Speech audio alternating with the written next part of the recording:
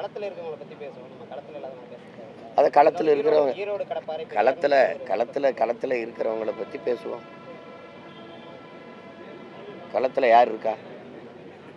களத்தில் யார் இருக்கா? கட்சி ஆரம்பித்து விக்கிரவாண்டி தேர்தலில் நிற்காம ஏன் போனார்? கட்சி ஆரம்பித்து ஈரோடு கிழக்கில் அதே அங்கே கடப்பாறை இருந்துச்சுல, அங்கே வந்து நிற்க வேண்டியது தானே? கடப்பாறை பிறந்த ஊரில் திமுகவும் நாம் தமிழர் கட்சியும் தானே மோதிச்சு ஈரோடு கிழக்கில். எல்லாரும் போயிட்டாங்களே.